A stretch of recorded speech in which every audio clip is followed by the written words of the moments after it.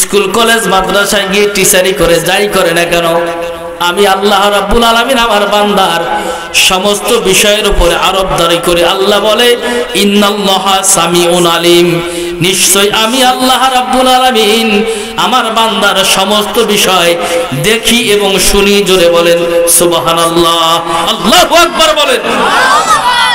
তাহলে আল্লাহ যদি আমাদের সমস্ত বিষয় দেখে এবং শোনে, তাহলে আপনি আল্লাহর বান্দা হিসাবে আপনার চলাফেরা, আপনার কথাবার্তা, আপনার চাল চলন, আপনার ব্যক্তিগত জীবন, সামাজিক জীবন, রাষ্ট্রীয় জীবন, পারিবারিক জীবন কেমন হওয়া দরকার। যদি আপনি এতটুকুর উপরে ঈমান রাখতে পারেন, এতটুকুর উপরে তাওয়াক্কুল করতে পারেন, নিঃসন্দেহে আমি বলতে পারি যদি আপনার ভিতরে এই এতটুকুর উপরে ঈমান আকীদা ঠিক রকম রাখতে পারেন, অন্তত মৃত্যুর সময় মুমিন হয়ে মরতে পারবেন, বেঈমান হয়ে মরবেন না। কথা বলেন, কথা ঠিক কিনা? তাহলে ইত্তাকুল্লাহ, আল্লাহর ভয় কেমনে রাখা দরকার, কেমনে আল্লাহর ভয় রাখবেন? আল্লাহ রাব্বুল আলামিন বলে আমার ভয় যার কলিজার ভিতরে নাই, যার অন্তরে নাই, সে যত বড় টুপিওয়ালা, পাগড়িওয়ালা, পাঞ্জাবিওয়ালা, জুব্বাওয়ালা, চেহারা সুরাতে যত সুন্দর হোক না কেন, আমি আল্লাহর ভয় যার কলিজার ভিতরে থাকবে না, যার অন্তরে থাকবে না, তার কোন ইবাদত বন্দেগী আমি আল্লাহ এক সেকেন্ডের জন্য আমার কুদরতি পার্লামেন্টে কবুল করব না। তাহলে ইবাদত কবুলের পূর্ব শর্ত হলো আল্লাহর ভয়, ইত্তাকুল্লাহ, ভয় থাকা লাগবে কার? একটু আস্তে কর, মহিলা মা বোনেরা আসতে পাশে, শরম পাচ্ছেন বুঝি? জোরে বলতে শরম পাচ্ছেন? জোরে বলেন, ভয় থাকতে হবে কার? যদি আল্লাহর ভয় আপনি ভিতরে রাখতে পারেন, ইত্তাকুল্লাহ, হে উলামায়ে কিরাম সহ এলাকার ভিতরে মাইকের আওয়াজ যত দূরে যায়, যে যেখান থেকে আলোচনা শুনতেছেন, আওয়াজ শুনতেছেন, গভীর মনোযোগ লাগান আমার ভাইয়েরা। ইত্তাকুল্লাহ, আল্লাহর ভয় যদি আপনি পরিপূর্ণভাবে রাখতে পারেন, ছোটখাটো ইবাদত বন্দিগো যদি আপনি করেন, কম কম আমলও যদি আপনি করেন, আল্লাহ চাইলে ছোটখাটো কম আমলের খাতিরে ময়দানে হাসরে আপনারে নাজাত দিয়ে আল্লাহর জান্নাতে দিতে পারে। কথা বলেন, কথা ঠিক কিনা? আর যদি আল্লাহর ভয় না থাকে, আপনি যত বড় বুজুর্গ হন না কেন, যত বড় আল্লাহওয়ালা দাবি করেন না কেন, যত বড় ইমাম সাহেব, মুফতি সাহেব, মুহাদ্দিস সাহেব, হাফেজ কারি যেই হন না কেন, যদি আপনার কলিজার ভিতরে আল্লাহর ভয় না থাকে, তাহলে কিন্তু কোনো ইবাদত আল্লাহ পাক কবুল করবে না। তার একটা দৃষ্টান্ত দিয়ে আমি একটু সামনে অগ্রসর হতে চাই। দৃষ্টান্ত আপনাদের সামনে দেব কি দেব না? যেরকম যদি দিতে চাই তাহলে একটু গভীর মনোযোগ লাগান। আল্লাহ পাকের একজন বুজুর্গ বান্দা ছিল, আল্লাহর আবেদ বান্দা। আবেদ বান্দা ছে, কি সমস্যা?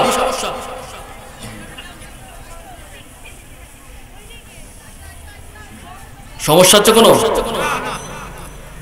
সমস্যা হলে বলবেন, সাথে সাথে ছেড়ে দেব। আল্লাহর একজন আবেদ।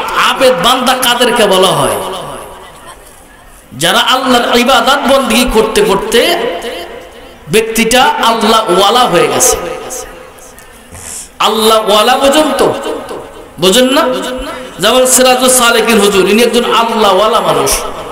সুবহানাল্লাহ কইতেন না? মানে আল্লাহর বন্ধু হয়ে গিয়েছে। আল্লাহর বন্ধু হওয়ার পরও আল্লাহ পাক তাকওয়ার অমান্য করার কারণে তাকেও কবুল করে নাই। খুব খেয়াল, আমরা তো আল্লাহর বান্দা আছি, বন্ধু তো হতে পারি নাই এখনো, বান্দা। কিন্তু তারা ইবাদত বন্দেগী করে আল্লাহর তাকওয়া, আল্লাহর বান্দা থেকে আল্লাহর বন্ধু হয়েছে।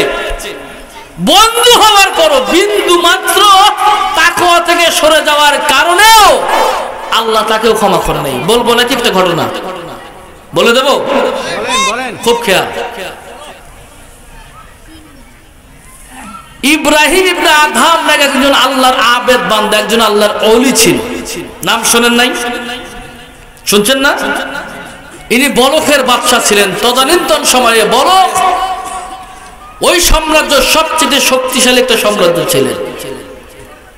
অনেক তাকওয়াবান বাদশা, যিনি সারা রাত জেগে জেগে আল্লাহর ইবাদতে মশগুল থাকতেন। সুবহানাল্লাহ বলেন। আর আমরা তো আল্লাহর বান্দা, সারা রাত ইবাদত তো দূরের কথা, ঠান্ডা বেশি লাগলে কম্বল গায়ে দিয়ে ঘুমাই পড়ি, ফজরের নামাজ নাই। মলকের বাদশা ইব্রাহিম ইবনে আদহাম রাত্রি জেগে জেগে আল্লাহর ইবাদত বন্দি করত, আল্লাহর রেজামন্দি হাসিল করত। আল্লাহর তাকওয়া অর্জনের নিমিত্তে সারা জীবন তিনি বিসর্জন দিয়েছে। আল্লাহওয়ালা, আল্লাহর নিকটতম স্থান অর্জনের জন্য সবকিছু বিসর্জন দিতে দিতে এক পর্যায়ে ইব্রাহিম ইবনে আদহাম তার সাম্রাজ্য ছেড়ে দিলেন, বাড়ি গাড়ি বউ বাচ্চা সব বাদ, সবকিছু বাদ দিয়ে এক দেশ থেকে আরেক দেশ, আরেক দেশ থেকে আরেক দেশ ঘুরতে ঘুরতে ওনার পরিকল্পনা সুচিন্তা ছিল আল্লাহ যেন তাকে কবুল করে নেয়, সে যেন আল্লাহওয়ালা হয়, আল্লাহর বন্ধু হয়, সে যেন আল্লাহ পাক তার উপরে খুশি থাকে। এই নিয়ত চিন্তা ভাবনা সার্বক্ষণিক হৃদয়ে ধারণ করত। এই চিন্তা ভাবনা করতে করতে এক পর্যায়ে মক্কা নগরী সমস্ত জায়গা ঘোরাঘুরি করার পরে মদিনাতুল মুনাওয়ারা চলে গেলেন। মদিনাতুল মুনাওয়ারায় যাওয়ার পরে মদিনা শরীফ তার অত্যন্ত ভালো লেগে গেল। ওনার নিয়ত হলো মদিনা শরীফে তার বাকিটা সময় জিন্দেগিতে আল্লাহর ইবাদত করতে করতে কাটিয়ে দিবে। জোরে বলেন সুবহানাল্লাহ, আল্লাহু আকবার বলেন। তাকওয়াবান আল্লাহর বান্দা যারা হবে, আল্লাহর বন্ধু যারা হবে, তারা ইবাদতকে বেশি ভালোবাসবে, ঠিক কিনা? ঠিক। কিন্তু আমরা বর্তমান বাংলাদেশের মানুষ ইবাদত থেকে পালানোর সর্বোচ্চ চেষ্টা করি। যদি বেশি একটু ঠান্ডা হয়ে যায়, দেখবেন মাঝে মাঝে কিছু লোক লক্ষণীয় হয়ে যায়, উযু করতে ভয় পায়, নামাজ তো দূরের কথা। কথা কর না নাই? অথচ ইব্রাহিম ইবনে আদহাম অনেক বড় সাম্রাজ্যের মালিক ছিলেন, সাম্রাজ্য ছেড়ে দিলেন, মদিনায় অবস্থান করছে। মদিনা শরীফে আলোচনার এক পর্যায়ে গিয়ে শুনতে পারলেন মদিনায়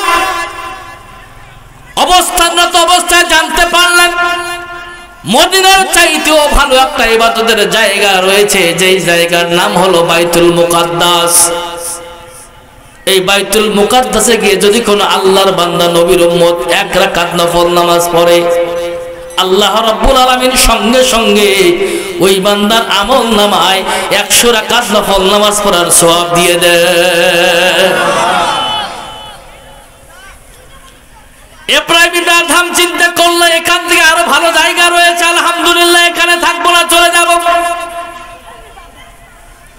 বাইতুল মুকাদ্দাসে। যাবে 1 রাকাত নফল নামাজ পড়লে 100 রাকাত নফল নামাজ পড়ার সওয়াব আল্লাহ যদি বান্দার আমল নামায় দেয়, তাইলে আমি যত বেশি নফল নামাজ আদায় করতে পারবো তত বেশি বেশি সওয়াব পাবো। কারণ ময়দানে হাসরে সবচাইতে দামি যেই জিনিসটার নাম, সেই জিনিসের নাম হলো সওয়াব। কথা বলেন ঠিক কিনা? বা নেক আমল। তদানীন্তন সময়ে মদিনা থেকে বাইতুল মুকাদ্দাস হেঁটে হেঁটে যাওয়া লাগতো। বাস ছিল না, হেলিকপ্টার ছিল না, প্লেন ছিল না, ট্রেন ছিল না, মোটর সাইকেল ছিল না, তেমন কোনো যানবাহন ছিল না।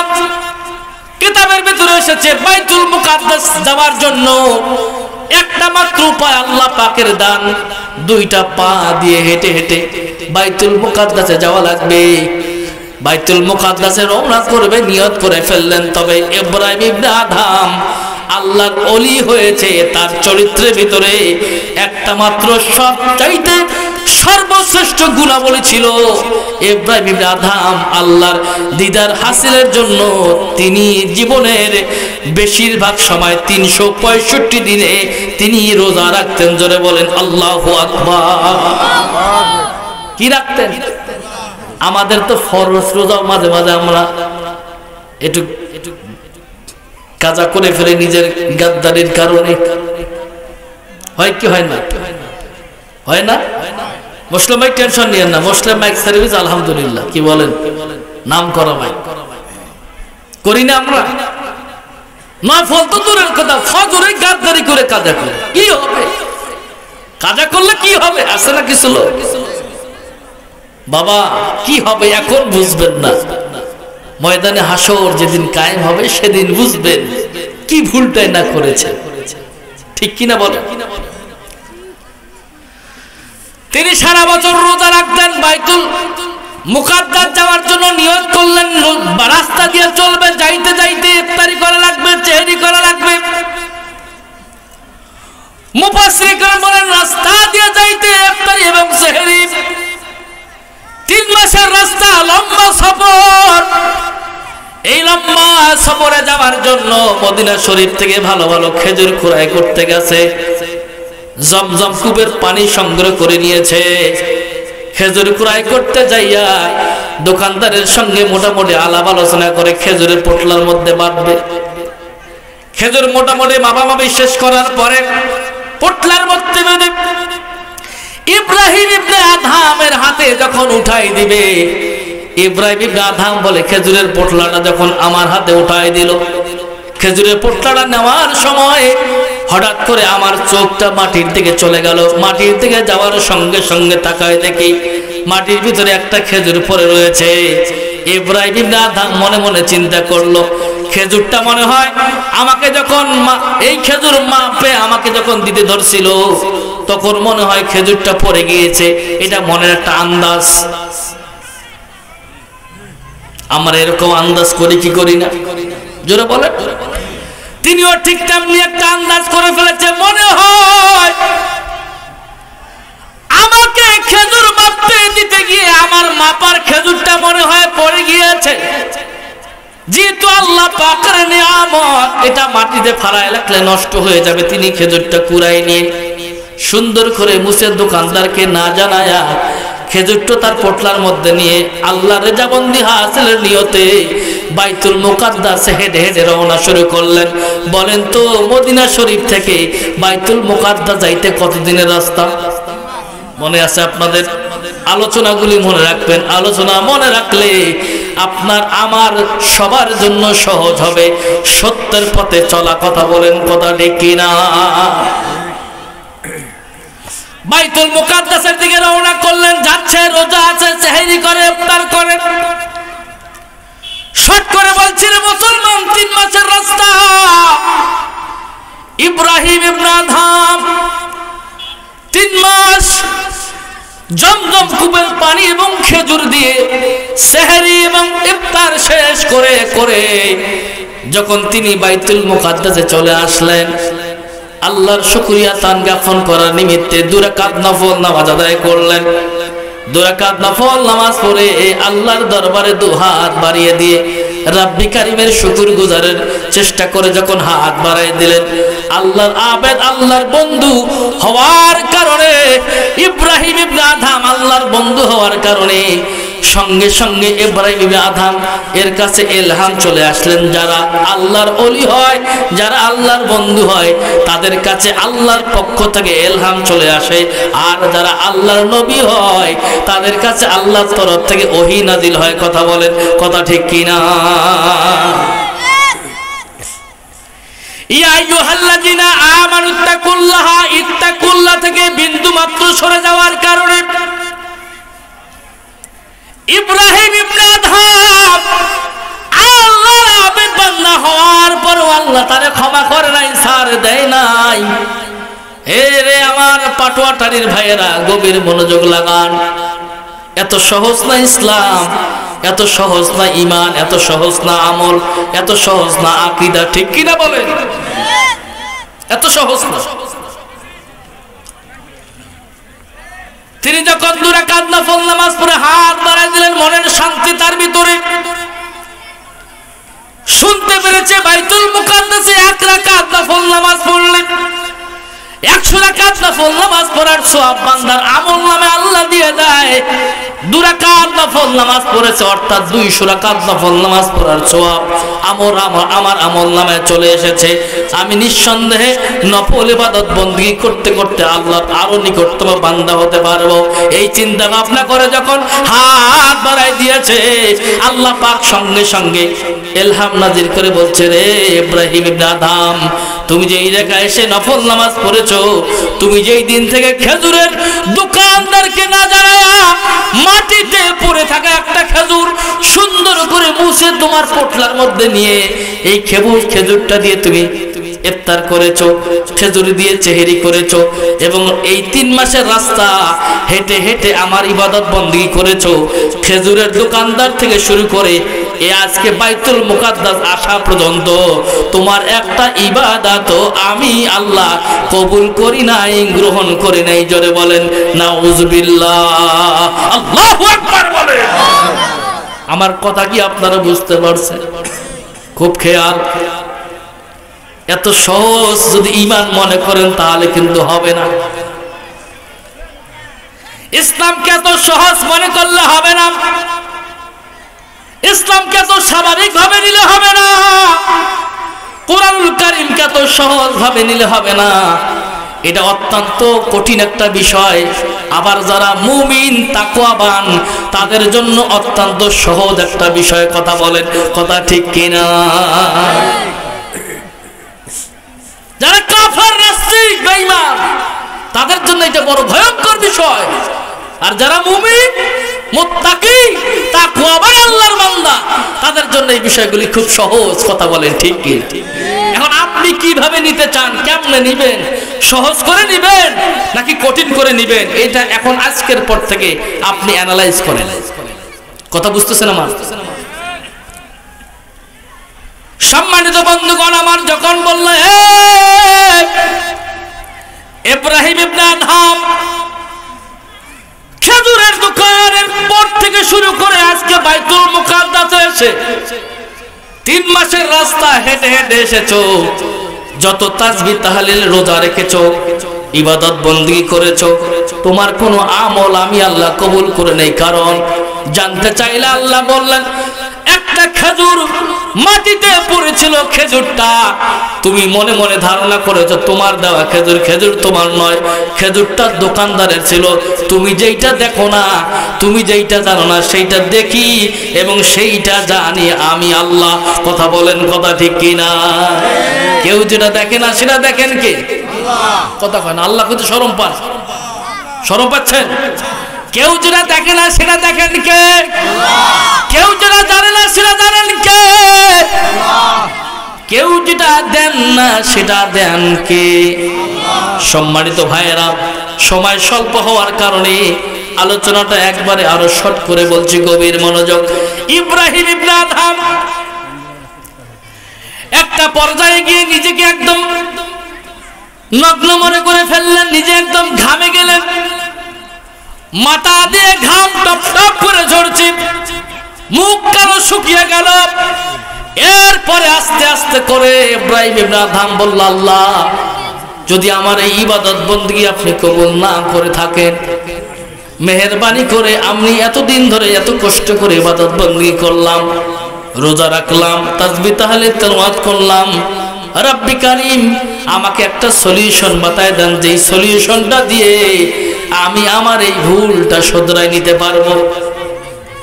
আল্লাহ রাব্বুল আলামিন বললেন, রে ইব্রাহিম ইবনে আদম, তুমি বাইতুল মুকাদ্দাস থেকে আবার মদিনায় ফিরে যাও হেঁটে হেঁটে। যাওয়ার পর ওই খেজুরের দোকানদারকে সাক্ষাৎ করে দেখা করার পরে তার যে খেজুরটা তুমি না বলে নিয়েছো, তাকে এই খেজুরের দাবিটা ছেড়ে দিতে বলো। যদি ওই দোকানদার তোমার এই খেজুরের দাবিটা ছেড়ে দেয়, আমি আল্লাহ তোমার সঙ্গে ওয়াদা করলাম যে কষ্ট করে ইবাদত বندگی তুমি 3 মাস করেছো, আবার 3 মাস যাইতে করবা, আমি আল্লাহ ওয়াদা করলাম ময়দানে হাসরে এই 6 মাসের আরো দ্বিগুণ থেকে দ্বিগুণ সওয়াব আমি আল্লাহ তোমার আমলনামায় দিয়ে দেব। আল্লাহু আকবার বলেন।